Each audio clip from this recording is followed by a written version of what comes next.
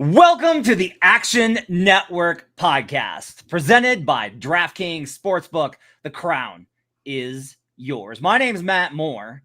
I'm the senior NBA writer for the Action Network, but tonight I'm filling in for Evan Abrams here on the NFL recap episode to go over the good, the bad, and the Arizona Cardinals of it all on this, our recap episode for this week. I'm joined as always by NBA futures analyst and NFL bettor extraordinaire, Brandon Anderson at Wheaton Brando on Twitter and in the Action Network app. We'll discuss what we saw today and look ahead briefly to Monday night's game between my Kansas City Chiefs and the Jacksonville Jaguars. Plus, we'll get Brandon's hot read for next week. Brandon, how you doing, buddy?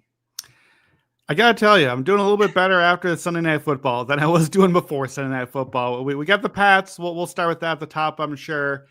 Man, it's tough out here. It is tough beating the NFL. It has been a hard 5 weeks of football. There were some weird games today, man. Like that, the games we got to discuss today are between the teams that we kind of already left for dead. And it turns out the NFL is not for long. So maybe some of these left for dead teams are not. Maybe some of them we should. We'll bury a few teams today, maybe overreact a little bit. You know, it's a goofy shaped ball and weird stuff happened today. Yeah, I'm glad that Monday Night Football worked out well, or Sunday Night Football rather worked out well for both of us. We were both on the New England Patriots tonight. Brandon on the money line in that one as well. Because if not, then Brandon was going to look like that gif of Jim from The Office, where he's like, I just want it to stop. That was going to be the vibe of this episode. We're going to have some fun though. It's going to be all right, buddy. We're going to get through this. So we'll start with Sunday Night Football as the New England Patriots do in fact not only cover, but win outright versus the Buffalo Bills.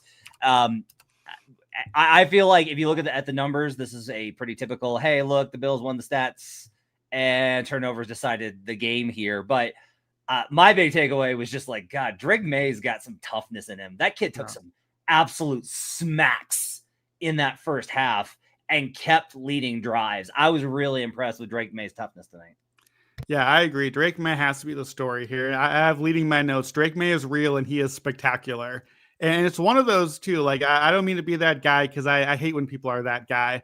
But you look at the numbers, 22 for 30, 273, no touchdowns, no interceptions. Like not much rushing, nothing with the numbers tells you anything about Drake May being spectacular. You just had to watch the game. You had to watch and see what he's doing. And even though it's crazy, he's sacked 4 times in this game. 4 is not great. You don't want to get sacked 4 times, but the crazy number with that, he's sacked 4 times for 6 yards. So even when he's taking the sack, he's not getting killer sacks, right? He's not losing 10, 12 yards. He's not getting strip sack.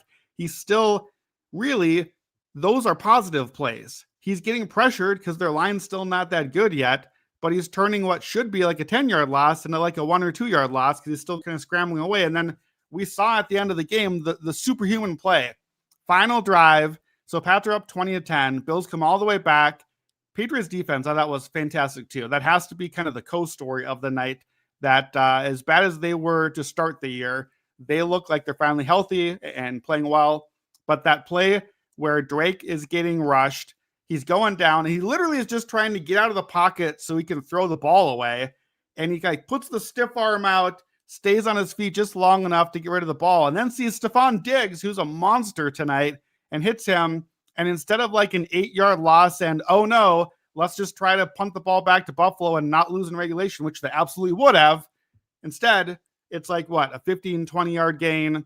And, you know, in the NFL today, you're a play away from a field goal now. So that won them the game, that one play right there. And I think you look at this game, I think Drake May was Josh Allen.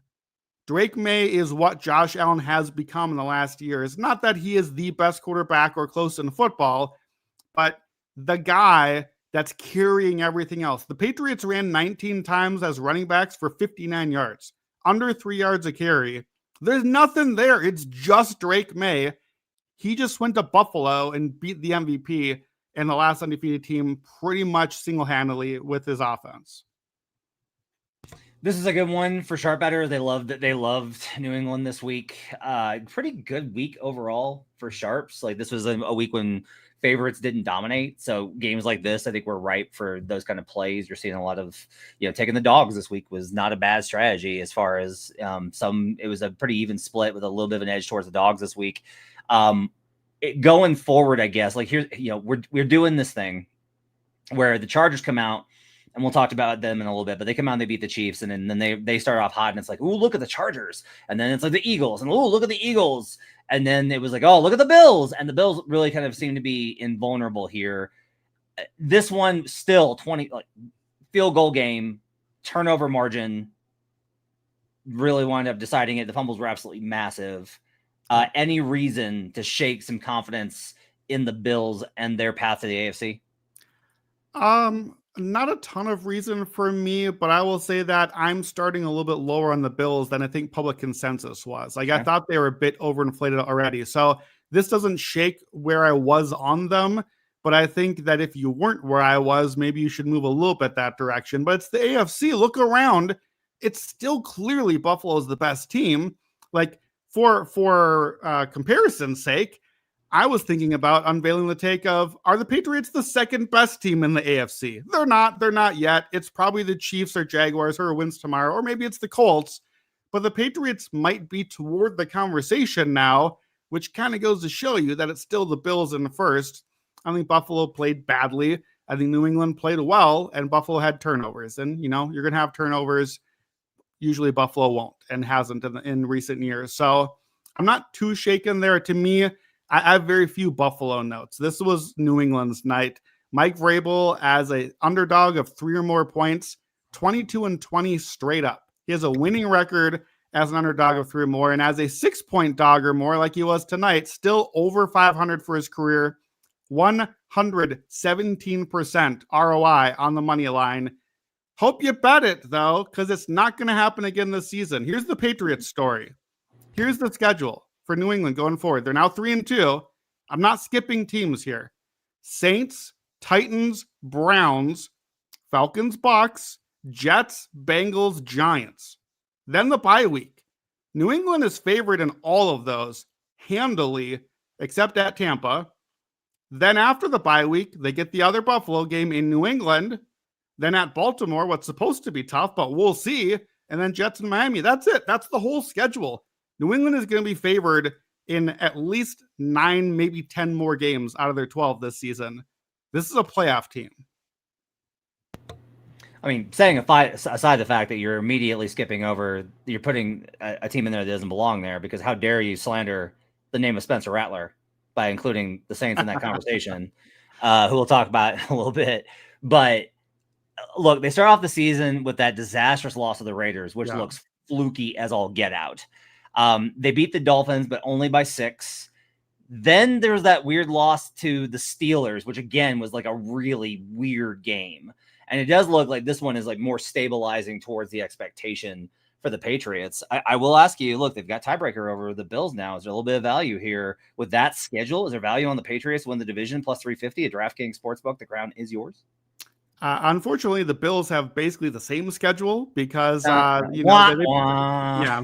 the problem here. The Bills effectively get the rest of October off until they play the Chiefs. Like that, I believe they have the Falcons and then a bye week and then another kind of lighter game. It's a pretty soft schedule. I think with Buffalo, there will be chances to fade them later in the season. I don't think it's there yet. I think it's New England playoffs. I think Buffalo is still going to end up winning 12, 13, 14 games just because the schedule is so soft as long as Josh Allen is healthy. Again, this wasn't even like you think when you bring up turnovers, like, oh, it's the old Bills. Josh is back. This wasn't that. This was like, oh, it's weird stuff. It's like Mike Tomlin was involved in this game somehow. Just like weird fumbles and crap happening. And like, quite frankly, I think, you and I both bet the Patriots. I kind of thought we were in trouble at halftime. The Patriots had been better. They were doing great. They should have been up by a lot more than 6-3. And I was like, okay, well, you're going to lose now. That's how this goes. And Josh Allen's over there, so this is not going to go well. Yeah. So, they barely hung on. They made the stop in the red zone. They made a couple of big plays and kicked a long field goal to steal a victory. in a game where they almost played Buffalo even on the road, which is great. But, Buffalo's going to still win that game most of the time and win most of their other games. I don't mind the division angle. I think that you should have bet it like 4 hours ago. And I bet Patriots playoffs 4 hours ago. But I think you never want to be buying in right after the big win. I think there'll be a better spot probably. Elsewhere, the Denver Broncos take out the Philadelphia Eagles. Finally, someone makes the Eagles pay for their nonsense. Finally, someone makes them pay. They finally get caught. Big play of this game, honestly, I thought was Sean Payton going for 2 to put them up 1. Because what that eventually did was it dictated that when the Broncos were able to tack on a field goal, now it's a 4-point game, and now there's more pressure on them to go ahead and get down the field, and they're unable to do it. My big kind of question from this game, as somebody that is a Chiefs fan, how did Nick Sirianni win a Super Bowl? How did that happen? Because I don't understand. This is a guy that fans were ready to bail on last year, and he just has a lot of these games. A lot, and I understand they've won 18 of 20 or 25, 30. I know, I'm aware. But God, the mistakes that they sometimes make and the way that they play sometimes, absolutely annoying. On the Broncos side, I don't even know that it was it wasn't I didn't feel like these late drives in the fourth quarter were big time step up plays from Bo Nix. They had sustained drives by Sean Payton featuring the running game, had good balance. Nix didn't make a mistake, deliver when they need to, got the win. Nick Bonito was the MVP today for the Broncos. He was so freaking good today. What was your thoughts on the Eagles getting caught by the Broncos? The Broncos cover the +4, and the under 44.5 is relatively a pretty big breeze. Yeah, Nick Giffen was on that under and took his mine shaft. He calls it a shoot all the way down and hit most of those with the analytics team. So nice, easy under on that one. I'm gonna, I've got plenty of slander for Sirianni. I'm gonna reserve today for Kevin Patullo, the offensive coordinator. What is happening with this offense, and particularly, Matt, do you know how many rushes Saquon Barkley had? Remember the guy that almost broke the rushing record? How many runs do you think he had today? I do not know, Brandon. How many rushing attempts did Saquon Barkley have today? He had 6. He ran 6 times. What? The Eagles were ahead 17-3 going into the fourth quarter, and Saquon Barkley had 6 rushes. Jalen Hurts had 38 passes. Okay, now hear me out. I spent all September complaining, Jalen Hurts, will you please be a real quarterback and throw the ball? What did Denver do to bait Philadelphia into being what if we just don't run today? What if Jalen Hurts passes on Patrick Surtain in this secondary? And what if we release Nick Bonito on our banged up offensive line all game? What if we do that? I don't get it. Hurts got sacked 6 times. It's always been a problem for him under pressure, and he's not handled it well. I know what he's done in Super Bowls. That has still been both true at the same time. Eagles offensive line, I think is not a red flag, but it's at least yellow orangish at this point. Lane Johnson has had some injuries. Now Landon Dickerson left hurt. He may go on IR. Eagles have a bye week soon, so that could be part of it. PFF, for the first time in ages, listed the Eagles as not their number 1 offensive line anymore. This has been number 1 by a mile. This is what makes the Eagles, and the run game has not been great this season. So maybe it's just we can't run on Denver. We have a different version today. But Philadelphia had 3 successful runs today. 3. This is a team that has 3 successful runs in a row on half of their drives, it feels like. And they just can't do it right now. They're 40% success rate on the day, 23% success rate on late plays. It's not happening for this offense. And to me, for all the different worries we've had, this is the script for the Eagles. Up 17-3, that's when you're supposed to be good. Just run the ball and end the game and make it awful. 4 plays, first down, tush push, yada, yada. This is the one thing they're supposed to be able to do, is defend and run the clock out. And now they can't do that against Bo Nix, worst graded quarterback of the season so far. I think there's a lot of reason to be concerned here. Yeah, Eagles on a short week versus the woeful Giants who do not have a good day. That one's gonna, I think, be interesting this week to see how the line moves on that one and whether or not it's like, okay, because sometimes these teams, good teams that are getting by, they finally get the loss and it's like, okay, all right. Like, the only thing I can think of with the Barkley thing is they're trying to save him. That's the only thing I can think of. It's not like he's old. Like, I don't know why you would do that. Also, I'm just wired by the NBA by people not trying their best throughout the course of the regular season. I'll say this. The Eagles on Thursday night was my look ahead pick on the last podcast recorded at 6.5. It's at 7 now. I honestly strongly consider just doing Eagles 7 again on the hot read tonight. I still like the pick. I still like Philly. If it doesn't go well, now I'm really worried. I can handle you losing to Denver. Denver's a real team. The Giants are not a real team. The Giants have the worst run defense in the league.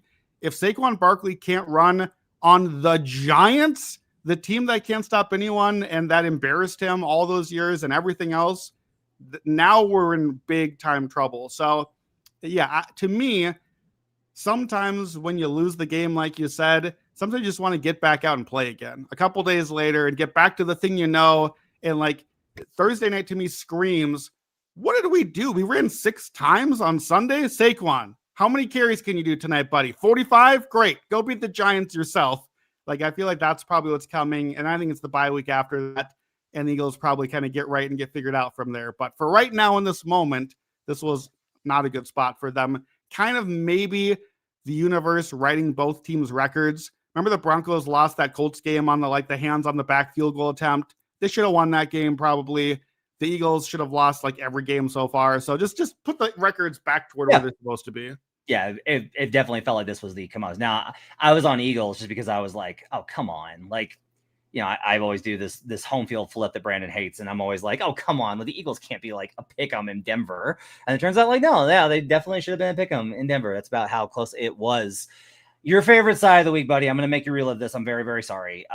Your beloved Seahawks, who you have really been high on the last 2 seasons, 3.5-point favorites versus the Tampa Bay Buccaneers, and really an incredible showcase between 2 quarterbacks. I'm not even kidding. Like, Sam Darnold, until the last interception, was absolute. He was great. Baker was stealing the show because it seems like Baker does that every single week, especially when he's trailing.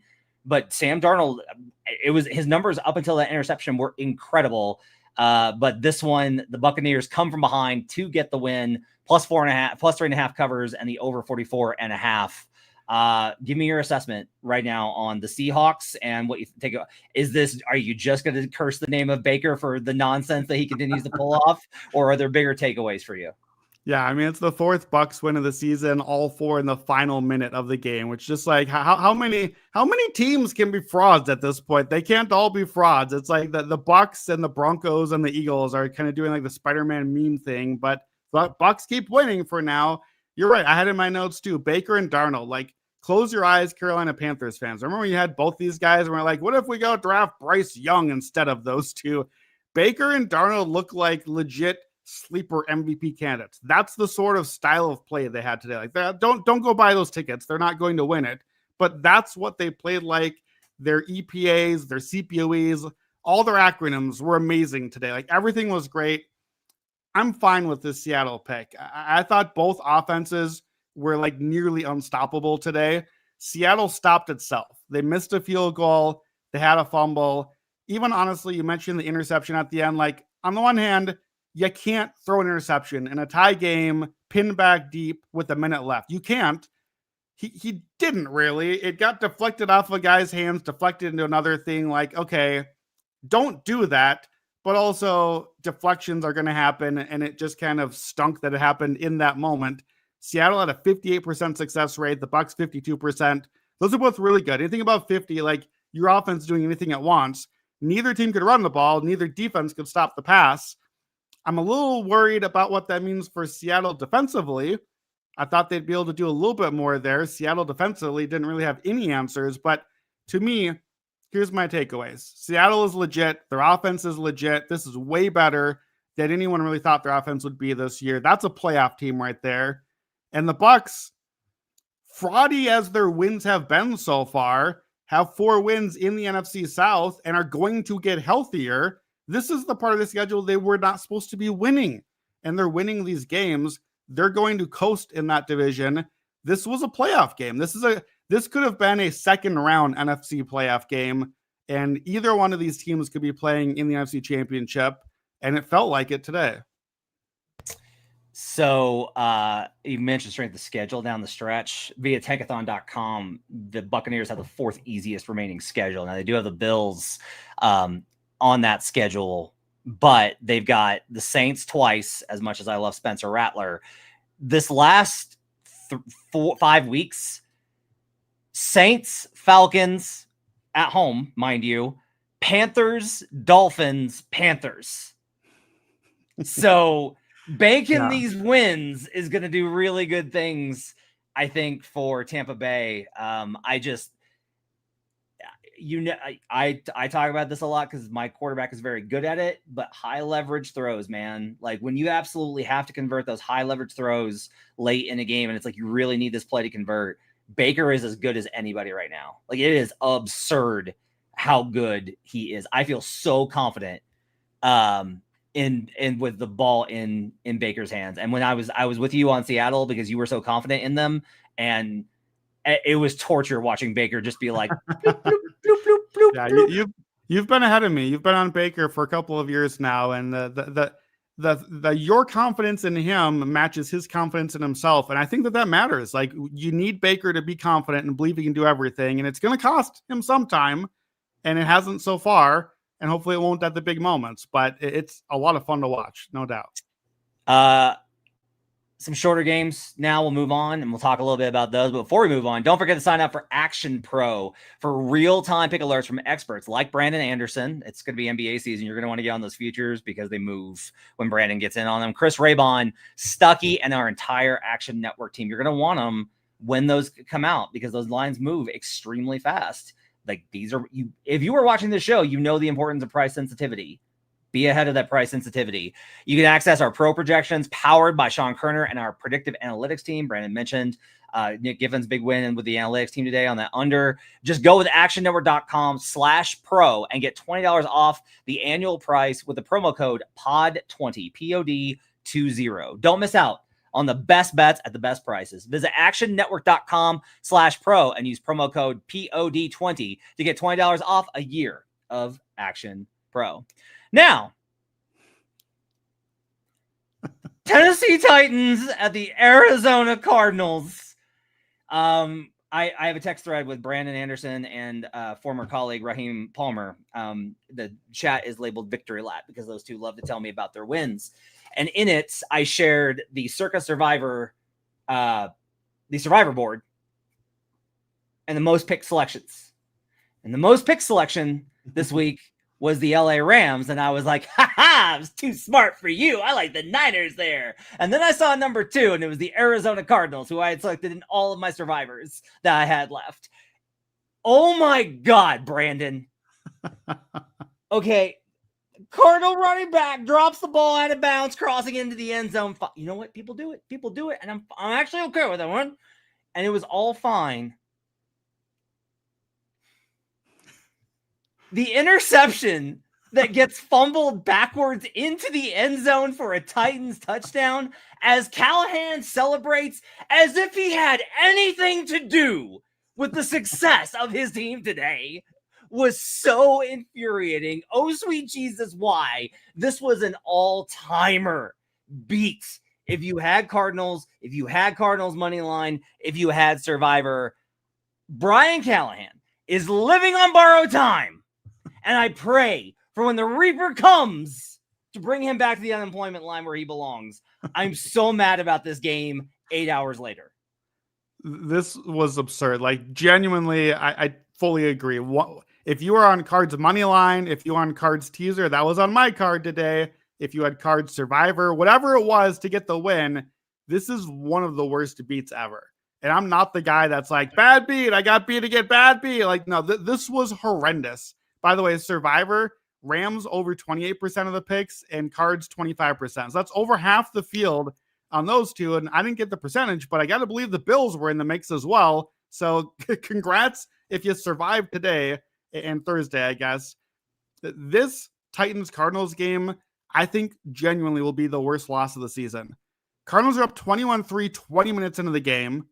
And by the way, the 3 is the road Tennessee Titans, who have won like one game in the last 70 years with a rookie quarterback and Brian Callahan. Cardinals have 8 drives the rest of the game and score 0 points. No points. Right after 21-3, Tennessee is a 65-yard kickoff. Oh, no, it's a problem. 1 yard, 3 plays, field goal. 21-6, halftime. Who cares? We're fast forward. 20 minutes left. You've missed this one, Matt. Remember the play when Kyler Murray's standing there and the ball gets snapped into his face? It bounced off of his face so hard that he checked himself into concussion protocol afterward. And it just sat on the ground for the Titans to come around and pick up the ball. But guess what? It's fine. They didn't score any points off it anyway. Fourth quarter, it's still 21-6. Now you get the 71-yard touchdown run to put the game away. Who would ever put the ball out? It happened a week ago. We just spent all week talking about A.D. Mitchell, and he does the exact same thing. Don't worry. It's fine. The Titans drive down. They score a touchdown. Callahan to the rescue. You're down 9, buddy. Go for 2. Every person at home knows go for 2. He kicks the extra point, and God hates Brian Callahan and made the extra point go wide right. So it's still a 9-point game. It's still over. And it's not over. Like, Not over. You knew at this point. Like, those of us like me, like with the card I had today, and I had the teaser. I had Colts teaser, Cardinals teaser. The Colts win by 7,349 points. All I need is the Cardinals to win a 21-3 game. And I was just like, oh, this is going to be fun. How's this going to lose? And then, you get the Ward play. Cam Ward drives them down 73 yards for the walk-off field goal. Just ridiculous. The stats on this game, whatever. Like, these teams don't matter because the Cardinals made themselves not matter anymore. They had a 37% success rate against the Titans. Come on, you're done. They've now played this season the Saints, the Panthers, and the Titans even. They played them even in all 3 games, and they were lucky to win 2 of those games. They've basically played 5 coin flip games. So on the one hand, maybe you're a little unlucky to go 2-3 and 5 coin flips. On the other hand, Saints, Panthers, Titans. It's over. Here's the schedule now. Packers, Cowboys, Seahawks, 49ers, Jaguars, Bucks, Rams. I didn't skip anyone. This is the end for the Cardinals. This game is going to cost people their job. And it should have cost Brian Callahan his job, but somehow he wins the game. It's the first win for Cam Ward. I think Brian Callahan is somehow having a worse season than me, and he still won the stupid football game today. This is one of the most ridiculous games I've seen. That there's a succession line. I love you, but you are not serious people. I do not love you, Cardinals, and you are not serious people at all. Cardinals win total over at DraftKings Sportsbook. The crown is yours. 7.5 plus 130 to the over, minus 160 to the under. So something to think about there. I will say this. It's not like I want to fade the Cardinals every week after this. I mean, I want to. I badly want to. But it's not like I think that that's a good idea. I just I will never under this regime ever put them in a high leverage position again, ever. I don't trust Kyler Murray. And just last thing on the Cardinals, I can't go all the way out on them. This is almost actually the worst case scenario. Like, that 7.5 line is exactly right. They're not terrible. They're just not good. They're not even necessarily average. They're just like the 20th best team, which is exactly what they've been for like 3 years in a row. And they're going to go like 8-9 and barely miss the playoffs and run it back again, which is the one thing they can't do this season. They face the Colts next week, and God, does that feel to me right in this moment? Like, God, the Cardinals are going to win that game, aren't they? That's just what it feels like. Miami at Carolina. I was rough over this one, and once I cooled down, I was fine with it. Raheem Palmer taunted me about this because he was like, I was on the Dolphins, and then I live bet on the Panthers because I knew they were better. And I was like, I hate you. But he was right because Carolina destroyed them in every category despite turnover differential. Like, it was just turnovers that got Miami in a position to win this game. Miami's offense disappeared second half. I thought they were still okay after the late touch or the fourth quarter touchdown. But instead, Bryce Young stepped up. This has got to be the end for Mike McDaniel, right? This has got to be the end on Monday for Mike McDaniel. And this has to be rock bottom. Yeah, it to me, the story here is it's just very worrisome from Miami's offense. Yeah. That's what Mike McDaniel's here for. And look, I know you just lost Tyreek Hill and it's a short week, but he's not coming back anytime soon. And like, quite frankly, maybe ever to this roster. Certainly not the Tyreek that we once knew. You have against the Panthers, who remember are a historically bad defense last year, 248 yards of offense on the day. That's just not good enough. It's not good enough. 36% success rate. They were 1 of 13 success on running plays. That's what Miami had done well this season, was run the ball. The Panthers' run defense was the worst thing about them last year, like historically bad. On the other side, something named Rico Dowdle had 206 yards for the Panthers, filling in for Chuba Hubbard. Dowdle's been pretty good for the Cowboys last year, but yeah, you can't lose a game like this. It's very worrying to me about the Miami offense. The one thing you're supposed to be good at, you're up 17-0 and then just completely give the game away. Quick note on Tet McMillan, still putting up real good numbers, like 6 catches, 73 yards, 8 targets. I don't know if anyone's going to notice in Carolina, but I think he's probably been the best offensive rookie. So I'm going to keep an eye on him for a spot to invest for Rookie of the Year, just as a nibble there. I can't invest too many more. I've got like 4 or 5 tickets already, but to me, he's been the best rookie. So we'll see if he can get enough volume and stats for people to notice.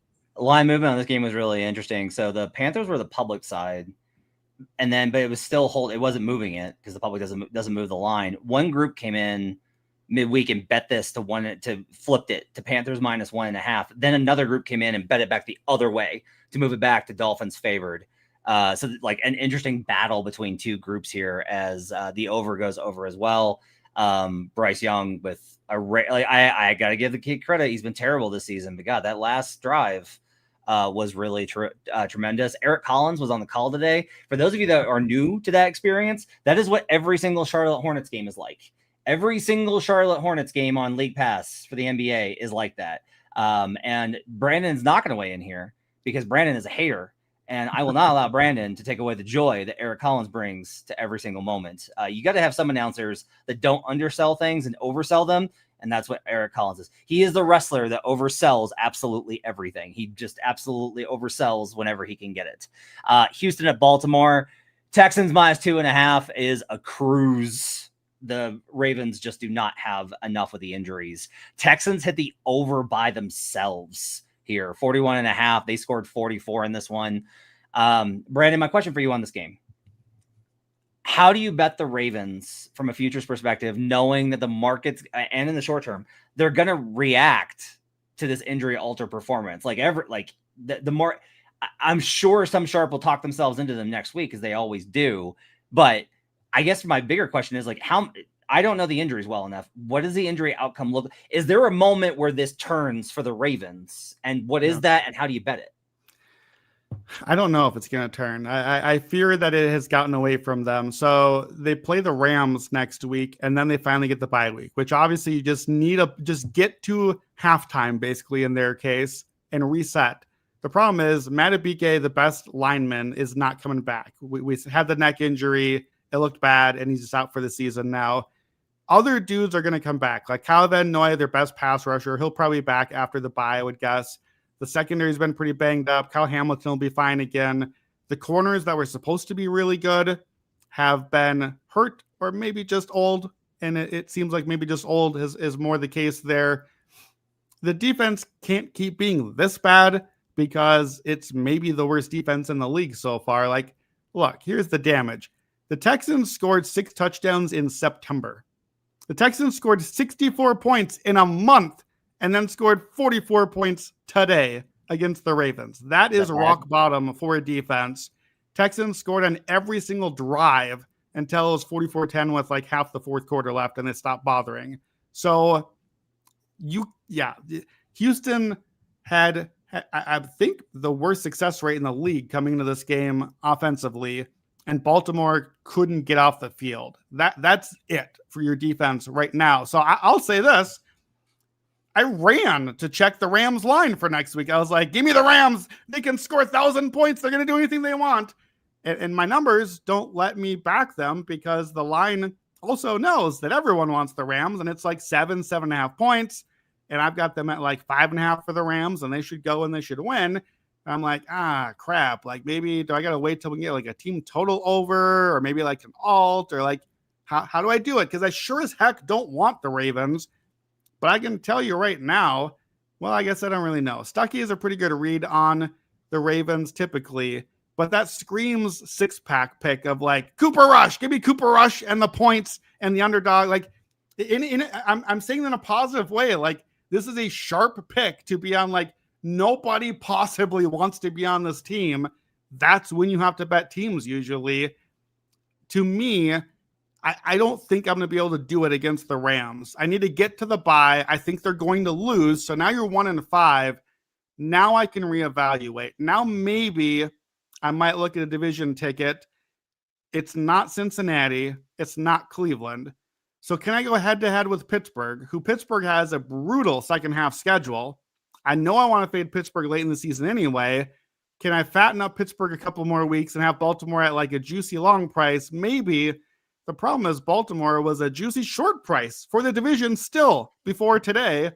And I think it's going to have to adjust now. But Baltimore's talent and underlying metrics coming into the year has been so strong that the value so far has still been Baltimore. Right. So I can't, there's nothing on the other side of it right now. Obviously Houston in this game, season saved a little bit, 2-3. So they're kind of out of the woods a bit. 2-3 against Rams, Bucks, Jaguars, and Ravens so far. That's not so bad, but they're not out of the woods. They get the bye week now. They need it. Seattle, San Fran, Denver, Jacksonville right after that. So we'll see. I don't know that I'm like, oh, good, the offense is fixed. No, the offense played the Ravens. You get into the bye week. Let's see after that. I have a little more hope. I had no hope before. More is better than zero. But I'm not ready to just jump back on Houston yet. Bye week and then facing the Seahawks, who you mentioned might have some issues with their defense. That's probably like the determining factor, right? Is like if the Seahawks look like what you have expected from them this season versus the Texans, then probably the Texans offense is not good enough. I don't know. Like you look at the early performance and it's like, maybe it just took them a little bit while to figure out who they were. And, 26 versus the Titans last week, it's the Titans. And then 44 versus the Ravens. It's this version of the Ravens. I get it, but got to start somewhere, I guess. Washington at the LA Chargers. I was really surprised by this one. Commies win 27-10. Commanders +3, under 48.5. They look like a complete football team. The Chargers lose another offensive tackle. The Chargers were the sharp side. The over was the sharp side. So the Sharps got beaten up on this one. Jaden Daniels is the truth. He is the truth. They are the Chargers, like that line is held up with like craft sticks and pipe cleaners. I took my daughter to Michael's this week as a side note. What are your thoughts on Washington and the Chargers? I know you were on Chargers on this one. Yeah, Chargers were my version of the Dolphins for where you were at today. Like watching live, I was like, come on, man. Can I just catch a break out here? Chargers are up 10-0. They're driving. They're about to get in the red zone and fumble.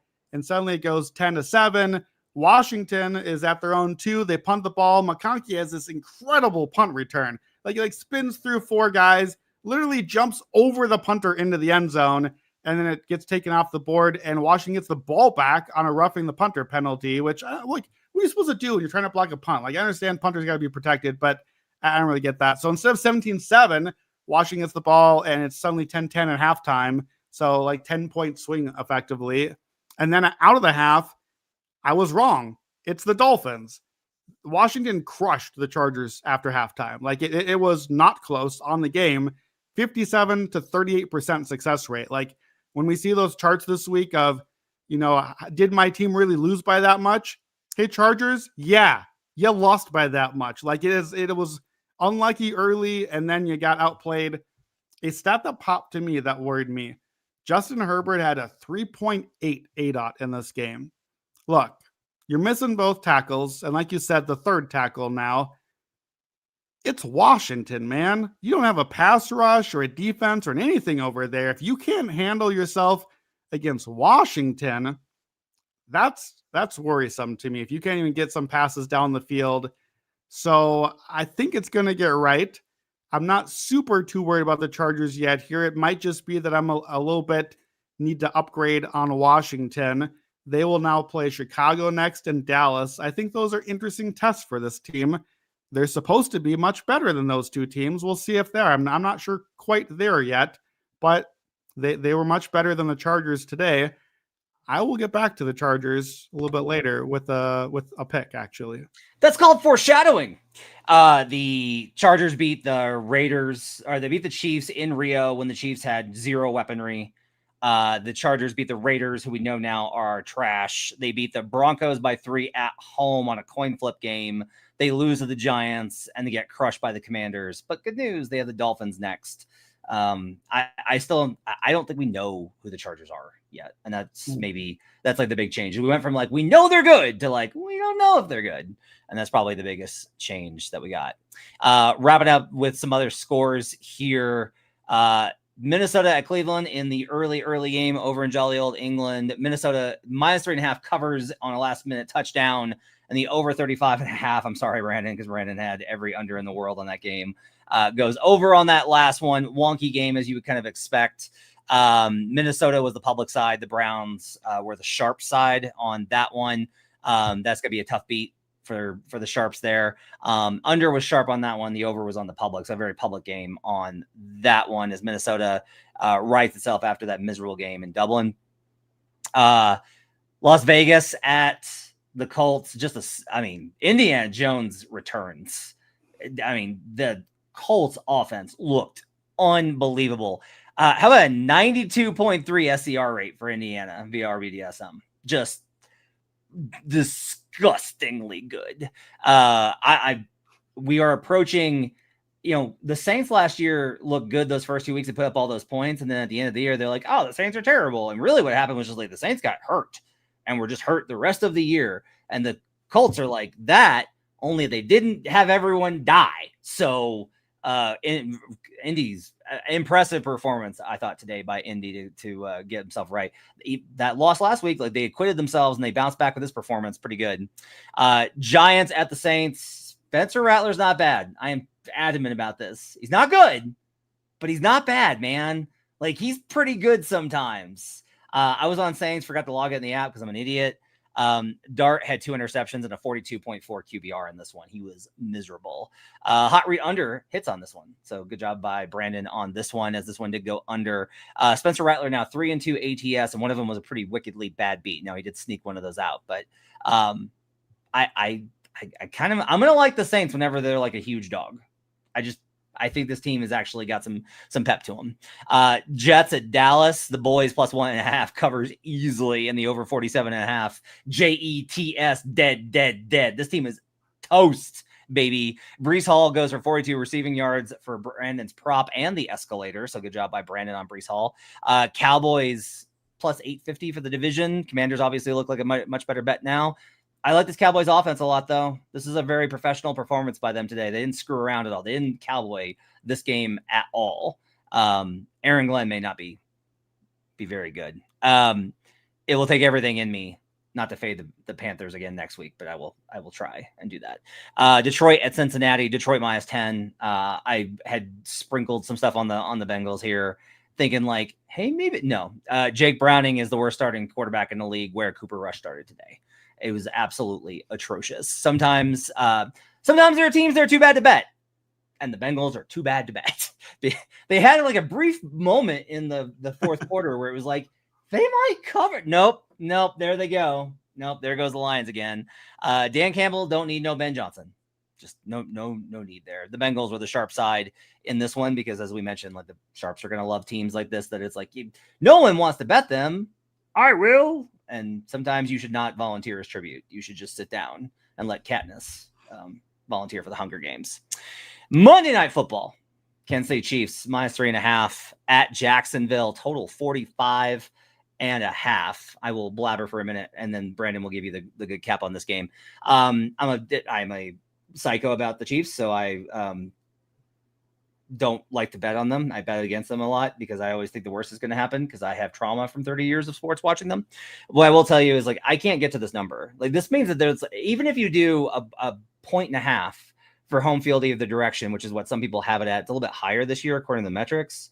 That still only gets us, that gets us to 6.5. So this would mean that the Chiefs, who this year have not been good, despite last week, and we see the Ravens, who they are now, would be a touchdown favorite versus a pretty good Jacksonville team at home. That does not make sense to me. If we do the 4.5 flip, which is what I prefer, then we're looking at them be at 8. No way. So I like Jacksonville tomorrow to cover this. I would not be surprised if they win. To me, this is just the Chiefs are fat and happy after thinking like, hey, we're back. We beat the Ravens. No, you didn't. You beat that version of the Ravens. Also, the worst possible omen is Taylor releasing an album that finally nobody likes. I'm very concerned about this. What's your cat for Monday Night Football, Brandon? Yeah, I think for all the hand wringing on the Chiefs, we're a month into the year. Entering the weekend, DVOA ranked 7th on offense, 13th on defense. I had the Chiefs projected before the season 5th on offense, 13th on defense. Not a victory lap. Did the Chiefs just quickly, a month in, became the thing we pretty much thought they were, even while they're still getting right. They're still getting the line healthy. They're still trying to find anybody that can play receiver. They're 2 games away now from Rashee Rice being back, which will be huge for them. The story of this game is going to be the Jaguars defense. And is it a thing or was it not a thing? Number 3 defense by DVOA, top 5 against the pass, top 10 against the run. Anthony Campanelli, the new defensive coordinator, has been awesome so far. Came over from the Packers where he took what was a tragic run defense for years, and in 1 year helped them suddenly become a great run defense. And we've seen that immediately translate here. But here's the question, and we're going to find out tomorrow night. Jaguars went, and Evan and I have talked about this a lot this year, from the least turnover team defensively in the league to the most. They had 9 turnovers forced all last season, dead last. They have 13 this season, most in the league. So more already in September by 4 than all last year. Guess what? The Chiefs have 1 turnover this season. The Chiefs don't turn the ball over. They're boring as anything now, and I hate watching the version of Patrick Mahomes we've turned this into. But the whole point is that they don't turn it over. Can Jacksonville's defense actually stop you, or are they just getting the big 3-4 turnovers a game? And I know, Matt, I know you feel about turnovers, but are turnovers sustainable when it's Patrick taking care of the ball on the other side? We're going to have to see. I don't know the answer, so I'm not doing a side or a total here. I'm going to go props.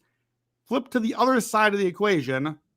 The thing I've been impressed with about the Jaguars offense has not been Trevor Lawrence, certainly not Brian Thomas Jr. or the passing game. It's not whatever the heck they're doing with Travis Hunter. It's the run game. Liam Cohen, last year with the Buccaneers, took a team that had been horrendous running the ball and made them one of the best in the league. Now he comes to Jacksonville, and they're the number 2 rushing DVOA offense with an offensive line that was not supposed to be good. That's way overperforming. I think the one thing I believe about this game to be true is that the Jacksonville Jaguars are going to run on the Chiefs defense tomorrow night. A bottom 10 run defense. And you can see it last year. The story with the Chiefs was that they did not allow big rushing games. Like, that's the thing we talked about even into the Super Bowl. They can shut down Saquon. Then what happens from there? Sorry to bring up the Super Bowl. Last year, the Chiefs allowed only 6 running backs to have 57 yards or more, max 84. This year, running backs against the Chiefs already had 60 yards, 76, and 88 yards. So give me some Travis Etienne props. I'm going to take the over on his rushing yards, over 60.5. I believe that he is going to have something like 14, 15, 16 carries. And when he does, he usually gets like 3-4 yards a pop, but that speed kicks in. And I think he breaks a long 1 or 2 against a beatable run defense. So my escalator here is not just going for rushing yards, going straight to longest run. 30-yard run or longer, 6-1, 40 yards or longer at 12-1. I think we get one nice long run. He's already had a 30-yard run in 3 of the 4 games this season, including a 71. And then just a little one here. Trevor Lawrence over on the rushing attempts. It's 2.5. He's had at least 2 all 4 games this year. averaging 3.75 carries a game. That's up from 2.6 last year. It's up quite a bit. And Chiefs opposing quarterbacks have run the ball 7, 9, 5, and 6 times. These linebackers are getting beat a little bit, and the Chiefs pass rush is not getting home. And I think Lawrence can run a little bit, maybe take a kneel or something there if we need it. I don't really care how you get there. Just give me 3 rushing attempts. So Etienne, overs, and a little Trevor Lawrence on the rushing attempts. Yeah, it's felt very much like a lot of this is the rushing against Kansas City is impacted by quarterback scramble. So Saquon had 88 in a game where I actually got to, run the ball, which is a novel concept they only pulled out against my team for some reason. And then Derrick Henry had 60, and I will know, or he had 42 last week. The big one, though, is like that number is going to be influenced by Justice Hill, who had rattled off that 76-yard run in garbage time. So like that's a little bit inflated there. Although I will just continue to say Nick Bolton is the only. I do not trust the Chiefs linebackers at all. I do not trust them at all. So that contain does seem like a problem. So okay, you can probably get yourself together a little combo play, same game parlay on the rushing props and the Jaguars if you want to put our picks together, but just do Brandon's. Just do Brandon's. If you want to tail some of the Monday Night Football bets, make sure to look up for the quick slip link in the podcast and video description, or go to actionnetwork.com/bet now. You can also find those quick slips in the live YouTube chat if you're hanging out with us. All right, Brandon, we've teased him enough. I'm sad because on the live version I don't get to hear it, so I'll have to go back and listen to the awesome intro. Hit me with a hot read, buddy. All right, hot read. We are going for a pair of 4.5-point favorites. First one, I could have told you was going to be the hot read like in August. Steelers -4.5 against the Browns. This is the single biggest schedule advantage spot on the NFL schedule this season. Both of these teams' most recent game came against the Vikings overseas. Guess what? One of those was like 17 hours ago whenever my day started today. The other one was the Steelers a week ago. So the Steelers have an entire week of rest. The Browns have no rest, come back from overseas. They chose this. NFL teams are given the option. We talk about this every year. The teams coming back from overseas, they chose not to. They are now on the road, no bye, coming to Pittsburgh. The Browns defense is the best unit on the field, but Aaron Rodgers has had a very fast time to throw this year. I think that can mitigate the pass rush a little bit. It will need to. I think a key with the bye week, Pittsburgh's defense has not been great this season. They were a defense that I had second coming into the year. They've been not even remotely close to that. I think the bye gets the defense healthy. Alex Highsmith maybe could be back. Joey Porter could be back. Jaylen Warren, the running back, could be back, probably will be there. I think the defense gets right. And I think at home against Dylan Gabriel, and Gabriel's first true road start, I know it wasn't at home today, but it's different playing in Pittsburgh at your rival with TJ Watt coming down the chute. Home team has won 7 straight games in this rivalry by 9 points a game. So I like Pittsburgh here. Stefanski, 11-21 ATS in division games, 34% cover rate. Pittsburgh -4.5. Look, it's a low total. 4.5 is not nothing, but both these games today, 4.5. We know the key number is 3, and we know it's 7. More and more the last couple of years, 7 is bleeding down into 6 and even 5. So 4.5 is still meaningful, getting it before that whole 5, 6, 7 range. Steelers home against the Browns. Okay, so this is why you need to be watching on youtube.com/the Action Network when we go live on Sundays for the hot read, is because this is already like, it's almost painted 5. Now you could still get 4.5 at DraftKings. The crown is yours. So you should do that, but it is moving. Brandon, I will ask you though, for those that listen to this podcast in the morning, what's your stop point on this? I know that the hot read in general is always like, that's why it's a hot read. You got to get it when it's hot. But in general, like, especially with this being in the dead zone, right? 5.5. Right. What's the stop point for you? Yeah, I would say 5.5 for now is the stop point. Okay. The stop point on rushing to grab it right now. And now we can kind of wait and see, okay, who is playing? Is Highsmith back? Is Porter back? Warren, etc. The Browns acquitted themselves well enough, I think, to a national audience for this not to go too crazy towards Pittsburgh. So I think if you want the hot read while you're getting value right away, go ahead and grab it now up to 5.5. Otherwise, wait and pay for the information, and we probably can still play it later below 7 once we kind of get some positive news. Second hot read, another 4.5 point favorite. Even though I slandered this team earlier, I compared them to your version of the team they're now playing. Give me the Chargers, minus 4.5 at the Dolphins. Miami, offensively, was very worrying to me today, and that's what this pick is about. If you go to the Panthers and you can't even hit 250 yards on the Panthers, 36% success rate on the Panthers, 1 out of every 3 plays is successful, that's just not going to cut it. 8% success running. Miami started the weekend already bottom 10 in passing DVOA. This is the one thing they're supposed to do well. Chargers defense is top 3 against the pass, and the defense I think was still mostly fine today. So, okay, we get the gimmick McDaniel offense and gimmick Tua with no Tyreek stretch in the field against Jesse Minter. I don't see that going well for Miami. I think you're right that McDaniel is dead man walking. Maybe it comes after this game. Miami's defense has been awful all season. They're bottom 3 in the league at most advanced metrics. Their pass defense is especially bad. Importantly, the pass rush ain't getting home. The pass rush numbers are terrible for Miami. That's good because the Chargers can't block anyone. But if they can just get the ball out, I think Chargers receivers are maybe the best trio in the league right now, and they will carve up this secondary. Did you know there's a guy named Storm Duck that is a starting cornerback for the Miami Dolphins? He's been missing. They kind of miss him, Storm Duck. But if that's your top corner, you're probably going to lose to Justin Herbert. So great spot here to fade Mike McDaniel and back Jim Harbaugh. Harbaugh against sub 500 teams, 61% ATS. McDaniel against better than 500 teams, 35% ATS. And one of my favorite stats, even though it lost today, Jim Harbaugh is a favorite of under 6 points in the NFL, 28-8 ATS in his career, 78%. And a team agnostic stat here, just a good trend to bet. Road favorites of 3 or more points after they lost at home as favorites. That's the Chargers, 168-7 against the spread, 60% over a pretty huge sample over a couple decades. Last decade alone, 65% ATS. So again, 4.5 points here. We're getting ahead of the 5, 6, 7. Same sort of line movement and ability there as last time. I only see one book right now with the Chargers at 4.5. Grab that if you can. Otherwise, up to 5.5, and maybe wait from there if you need to.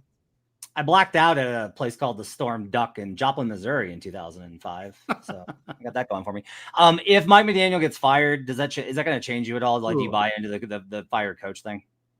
That's interesting. I would not love that for the bet. I'd rather still have Mike McDaniel around than the volatility and variability of it. But yeah, I don't know. I don't think that's happening this week, but we'll see. The roster is also bad. So right. They're bad, and they should feel bad. This to me, this is as much as anything, this is a Tyreek Hill read. This is the offense is not the same without Tyreek Hill, and I don't think that we will have adjusted enough to how bad it is without him when it wasn't good with him anyways. But losing his speed threat and the way that stretches, like to me, I hate that I'm about to make this comparison because these are not the same player. But like the way we can't correlate just how much losing Tyreek matters is if like the Warriors suddenly lose Steph Curry and that gravity that changes everything, like the gravity that shapes the entire defense just disappears.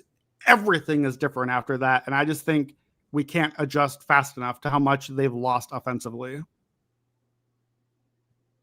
Now my brain's broken. So I guess A-Chain is Jimmy Butler? I don't know.